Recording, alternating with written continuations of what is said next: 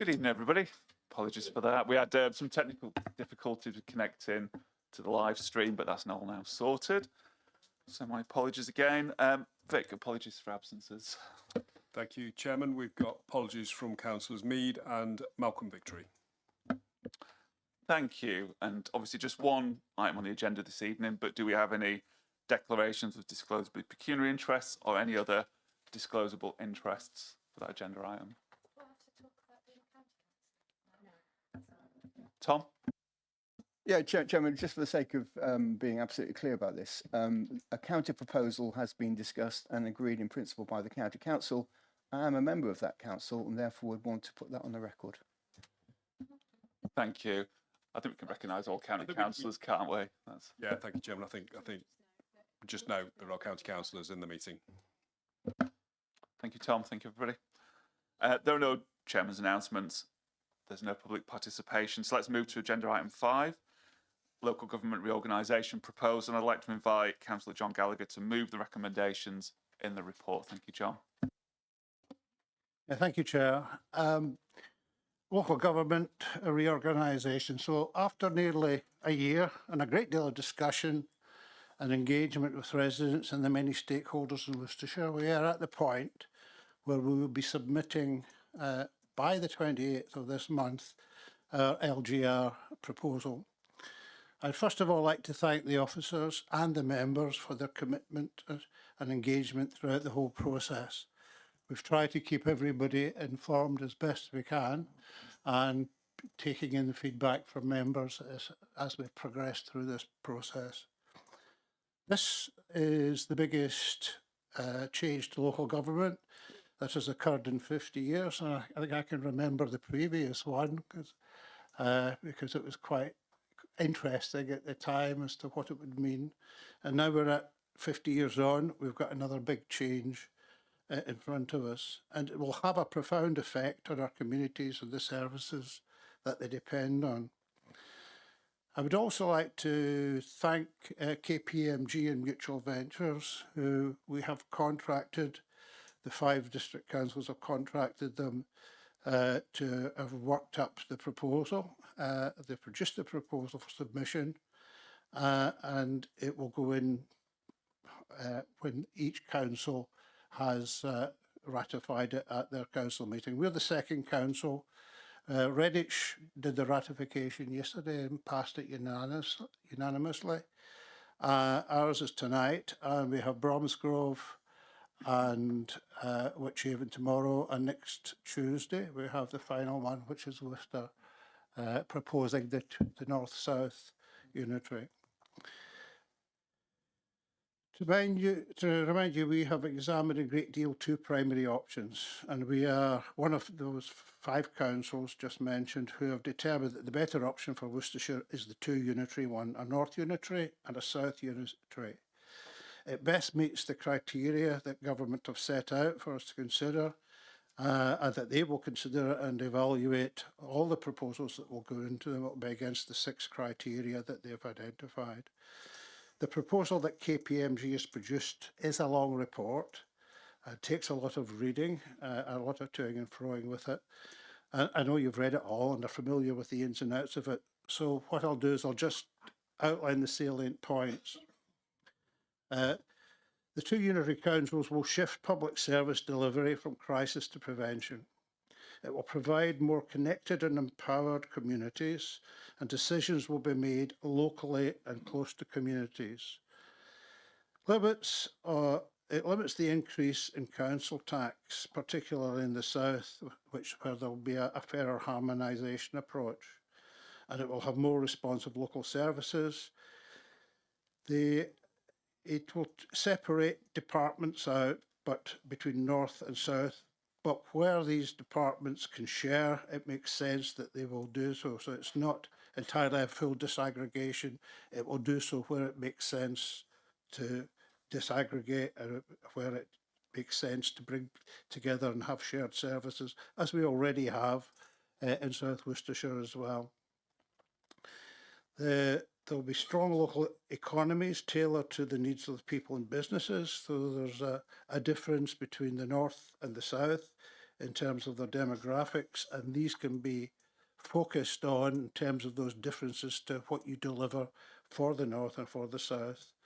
It maximises the opportunity to transform service delivery, focusing on localism. And this was a very, very strong element that came out in the consultation, that what residents wanted was to be connected to their council, to know that who their councillors were, who they could go to. They didn't want the remoteness of a very large structure, which would be a single unitary. They wanted to connect up with their representatives, and the north-south one is their preference for that.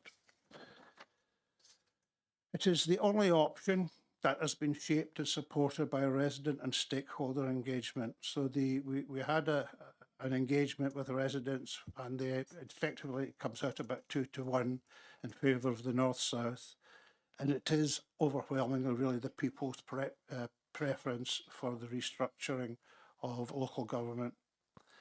The recommendation I propose is outlined in the report in 2.1 and 2.2, and I now look forward to hearing members' views in the debate this evening on the matter. Thank you. Thank you, John. Could I first get a councillor to second the report from John? Thank you, Beverly. Do you want to add anything to that? Sorry. Before I... No, it's fine. You didn't. No, thank you very much. I may speak at the end of any discussion. Thank you. Can I open this up to questions? Don't show the hands. Paul?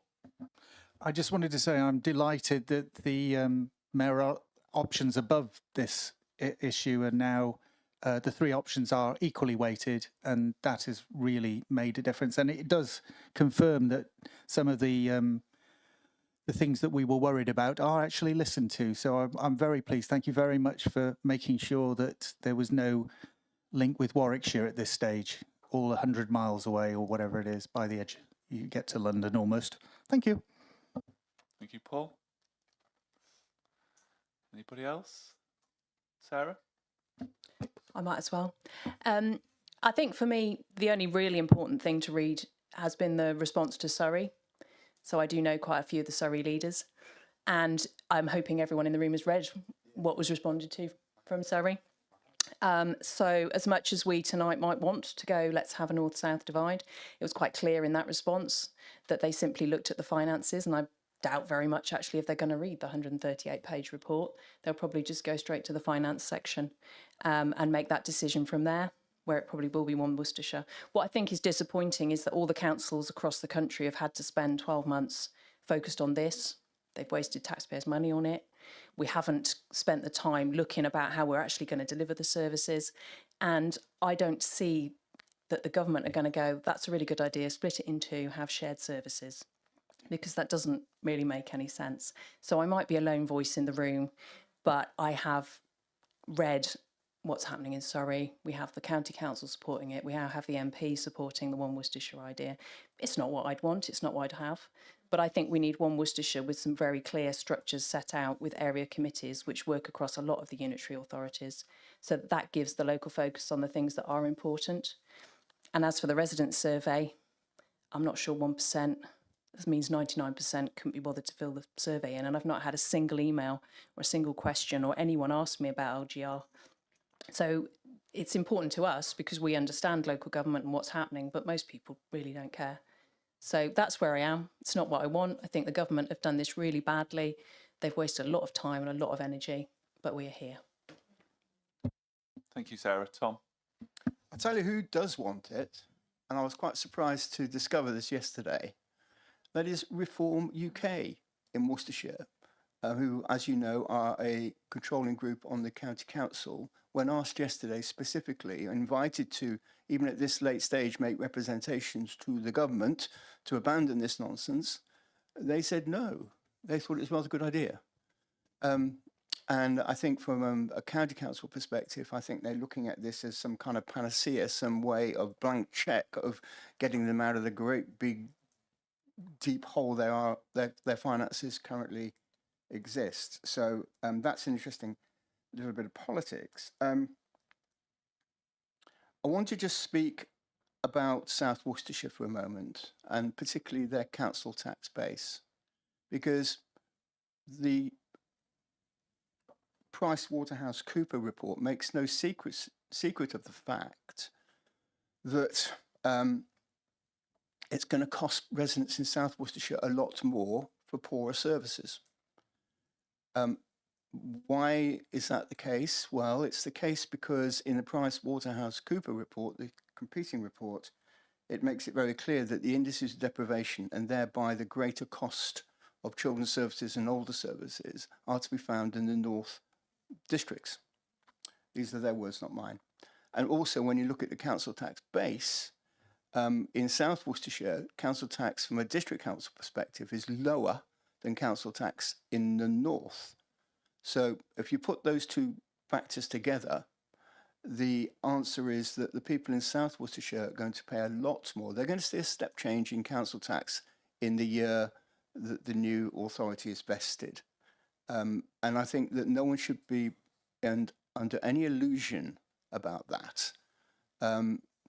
Add that to the fact that the county council is now looking at least a 5% increase in council tax this year and the next, and is looking possibly to go to the government to increase that towards 10%. You're talking about eye-watering figures here for Band D householders. And I think that that concerns me in South Worcestershire, because I don't think the residents of South Worcestershire are quite aware of this at the moment.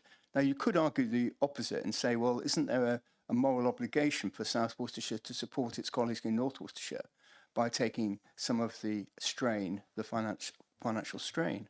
That's the argument, the counter argument, if you like. But I think there's been a lack of honesty and openness about what this might mean for the residents that we serve in terms of council tax harmonisation going forward. I think the most important thing I wanted to say was this. If you read the other report, there is quite a lot there about local committees, localisation, community representation, local placement, and so on and so forth. Well, easy, isn't it? Easy to write those words. But when you've got a really tight financial budget and finances, they're not going to get any easier for the county council or the new unitary. Are they really going to have the political will and the financial resource to do what they say they are going to do? The only people who are going to make sure that actually happens is us, are the 6 district councils. Because when we get to next July next year and the government announces the One Worcestershire model, and sure Sarah's right, then it's beholden on us to make sure that the voice of local people as articulated through their district councils is not lost forever. And those words about community engagement mean something, and that the new governance model, which will begin to be established soon after the 27 May elections, in that shadow year, the governance models will be 18 months away, not long. We need to make sure that in that circumstance, that we in Malvern Hills, collectively with the other co-authors of the report, are properly heard and understood. Thank you. Thank you, Tom. Some good points there, some valuable points. Thank you. Paul. Yeah, sorry. I just wanted to mention the elephant in the room again, which still hasn't gone away, which is what's going to the mayor level, because the government still has not clarified that 100%. And if some of these county-wide services go to the mayoral level, all of these projections and all of these reports will become meaningless again. And, you know, it really isn't good enough without knowing the whole structure and exactly what is going to be where. I mean, yesterday, or was it the day before? I've forgotten, things happen so fast. Police commissioners were just abolished, weren't they? Just randomly. So who knows what the mayoral level responsibilities would be? Because if you think about it, NHS, social services and education would fit into that model a lot easier than into anything else. So, you know, where is this going to really end up? We don't know, and that really does reflect badly on the government. Thank you. Thank you. Anybody else before I... Jeremy? Just picking up on Tom's point, you know, the impact on South Worcestershire in particular is going to be quite dramatic. financially and in terms of local community engagement. So it is clear that North South represents our citizens better. I think one of the roles of councillors is where the public aren't particularly engaged, it's up to us to continue to tell them why they should be engaged. You know, every time there's a piece of consultation, if you don't get engaged in consultation, you can't have a say in why the outcome didn't go the way that you think it should have. So after today's meeting, I would hope that every councillor here, if it's the wish of this council to go for the 2 North-South model, takes that message back to the public and takes that message to their various representatives in council. And just in terms of the message for the government, you know, the government has said this is the criteria by which we are going to analyse this, and they've put those criteria in against which we've marked. Now, recognising financial is one of those, and it will no doubt be a big one. This is calling out the government to say, in our opinion, these other reasons for retaining a North-South split outweigh the financial benefit. And therefore, we ask the government to do what it said it would do and consider carefully to move to a unitary model that reflects both the financial benefits and the wants of the local people. So I'm happy to support the 2 North-South model and advocate that our members do continue to advocate nationally to get government support for that model. Thank you, Jeremy. Natalie? Thank you. I'm not going to go over my thoughts and feelings about this whole process. I think everybody knows what they are, but just to say that we're certainly being dragged through an all-consuming process against our will, at the government's behest, and if only we didn't have to do it. But it's worse than that, really, because as elected members, we don't even have the final say, nor do our residents and nor do our stakeholders. In the County Council report, I noticed that there were several letters of support from organisations such as the Integrated Care Board and the Police and Crime Commissioner, which probably isn't quite as relevant given the information we know now. I'll just leave that there. What was lacking was the voice of the third sector. Okay, and not only did they not really communicate with residents at all as part of their process, and they told us why they didn't, but the third sector comments weren't there. And I think that's because they just don't have the same relationship as we do with the third sector, and that is one of our strengths. We know that through our district collaboratives, etc. So we're closer to residents, we're closer to the third sector. Like I said, government will have the final say, and I'm not even sure, Sarah, I wish I had the confidence that you got that they'll read some of the report. I'm not even sure they'll read any of it. And I wish I could quiz them afterwards to check that they had. So I've lacked confidence in the process. The government have been sketchy on details. They've moved the goalpost that many times that it's really confusing. But I'm not willing to be a pawn in this machine or this kind of that game. Pawns in machines, that doesn't make sense. Pawn in the game. I'm here to support the recommendations in tonight's paper because I do believe that it's the right way forward in terms of avoiding a democratic deficit, and I think that we're best placed to deliver for our residents. I do take on board the comments that others have made about financial situations, but you read one report, you read the other report, and it's very hard to compare the two sometimes. So, yeah, I'll be voting in favour of the recommendations tonight, and I only hope that what follows as a unitary, whatever model that is an improvement on what we've got now. Not that what we've got now at district level is a bad thing, but they promised it was a once-in-a-lifetime opportunity to make, you know, changes and improvements for our residents, and I hope that that's what it turns out to be. Thank you, Natalie. Paul? I think we ought to consider what happens if you want the county to do something at the moment. You contact your county councillor who raises the issue with officers who ignore it. That is the way they work at the moment. I think you would find at county level, whole county level, the officers will take more control and the members will take less. Bear in mind, I think in our South Worcestershire one, I think the whole way of approaching it by the councils is different. The relationship between officers and members is considered as colleagues rather than one in charge and one not. And if you look at the percentages of the population, at the moment we'll have 25% of the South Worcestershire Council come from Malvern, with one council who is very similar to us because we've got the same officers, and another council who we're very involved with. We're right round them. So they're part of our everyday lives. If we go to a whole county, we're going to have about, I think, 11% representation, which is not a great deal. And we're going to be having a mixture of many councils who have very little in common with us. The north of the county, first of all, revolves around Birmingham enormously. There's a new town in Redditch rather than an established rural area. And in all sorts of areas, they differ in their approach to things.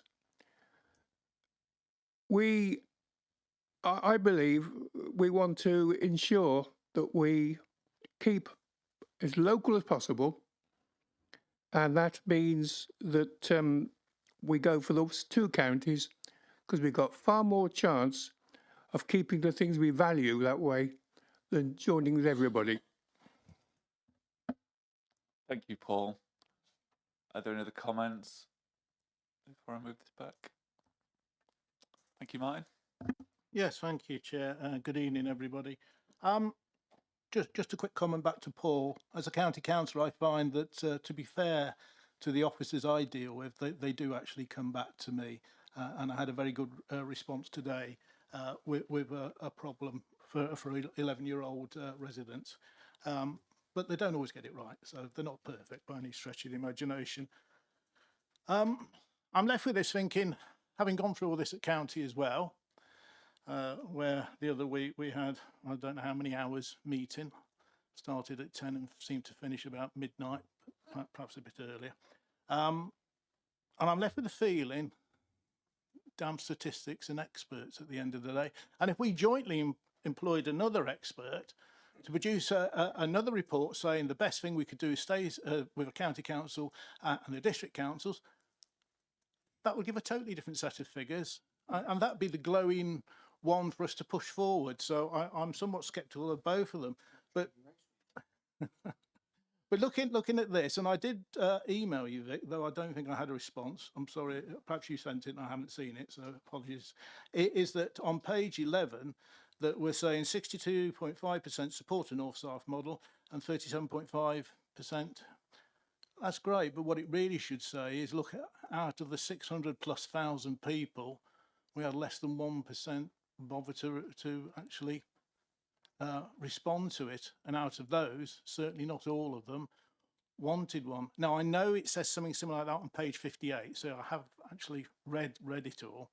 But I think that little bit in the forward is disingenuous, to be quite honest. I would ask that you consider changing that wording to be a bit more open and transparent. I was struck with the difference in costs and expenditure. And I'm not going to read it all out because we'd be here all evening. But there's one part of the County Council's report, which is the net impact on LGR. For one Worcestershire, for 28-29, it will cost 21.6 million, and two unit authorities will cost 41 million. In the 29-30 year, one Worcestershire will save 12.3 million, and it will still cost the two unitary authorities 11.5 million. And then in the 2030-31 year, the benefit to one Worcestershire is 32 million, and the benefit finally reaches two unitary authorities at 2.7 million. They're huge differences. Now, I'm not saying they're right, because as I said earlier, experts are producing, whatever their masters have paid them to do. And I think both reports have gone that way, to be quite honest. But what is evident to me in County Council, that we have not only the huge debt that's coming, that will be passed on to the unitary authority, and therefore our residents, whether it's one Worcestershire or two Worcestershire, are going to have to pay. We also need another school in Worcester. There's no way round this. It's going to cost at least £63 million. And this report, and to be fair, the County Council report, don't show where that money is going to come from. And by 2029, if the figures are proved to be correct in February, we're going to have to find £4 more forms. That's 120 children who are going to need school places, and neither report says where we're going to build the school, how we're going to solve the problem. And I think at £63 million, it will probably be more. That's a pretty important thing that should have been considered, because that's not a small expense. You can't get away with it. The new unitary authority will have a statutory duty to actually put these children in education. There's no way around it. You've got to do it. As for shared services, well, you're making the assumption then that the councillors who are elected at unitary authority are going to agree to that. I would suggest if you go to 2 Worcestershire, the chances are Reform will run the northern part of Worcestershire. If it isn't Reform in the south, I bet you they won't share services at all. I'll be amazed if they do, having dealt with them. And I finally would say that council tax urgently needs reform. I think we all know that. It's an absolute mess. It hasn't been looked at in, what, 25, 30 years? And I think that's the problem. But whatever happens, whether you have 1 Worcestershire or 2 Worcestershire, the council tax is going to go up and up and up. And it will probably be 10% from the county council this forthcoming year, and 10% again and again. Maybe we can get it down to 7.5%, but 10% we just about survive. And they've had to borrow money to keep going. I think we've maxed out on the credit cards at the county council. So I will be abstaining, because I've always abstained, because I don't believe I want to give legitimacy to the whole process here, because I don't think the change is going to be good for either way we go. But I would ask you to think the finances, whatever you decide, 1 Worcestershire or 2 Worcestershire, they're going to be dire, and you have to decide, I think, on which one is going to give our residents the best option to be able to pay for this school and have lower council tax. Thank you. Thank you, Martin. Again, some really good points, especially around the school issue. Any other comments or thoughts? Anybody else? Yeah, I'll come back to Beverly. Did you want to come back after? Yeah, thanks very much for the comments made by fellow members. And clearly, there is a lot to consider here. It's a huge report, as the leader indicated in introducing this topic.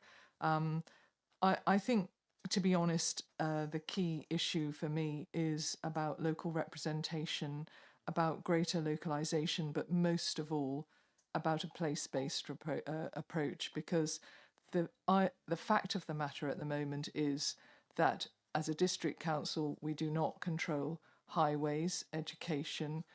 We have some skills funding, but not a lot. And we simply do not have place-based plans. So for a town like Malvern, we don't have a strategy for Malvern which looks at the traffic control, about how we manage our transport, if air quality is a problem in certain areas.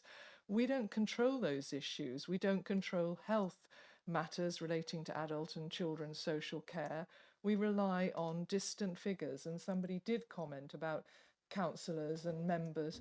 When I've asked my councillor for things, I haven't actually had responses. So it doesn't automatically happen. You're very lucky, Martin, to have responses from officers, but they don't always get back to you.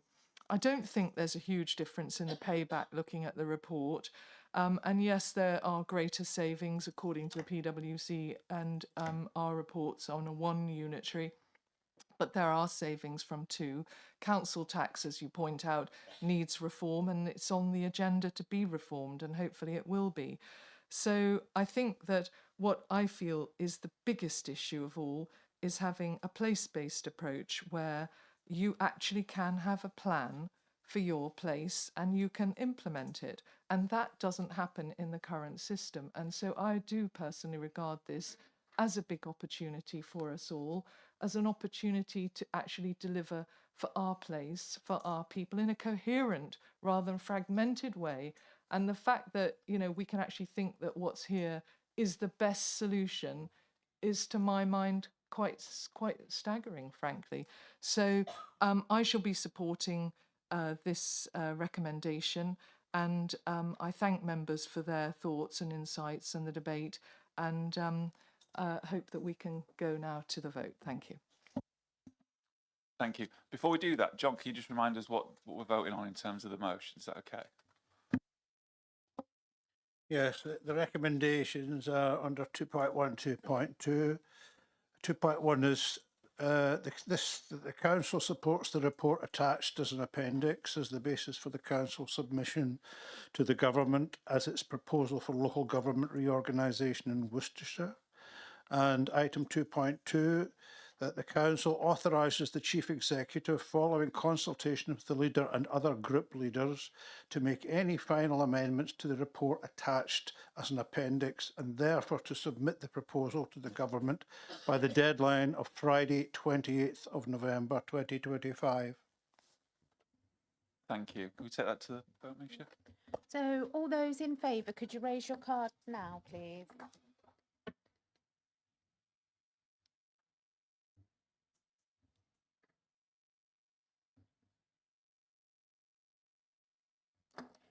All those against? And all those abstaining? So, Chair, that vote is carried 23 votes for, 2 against and 3 abstentions. Thank you, everybody, and see you all again next week.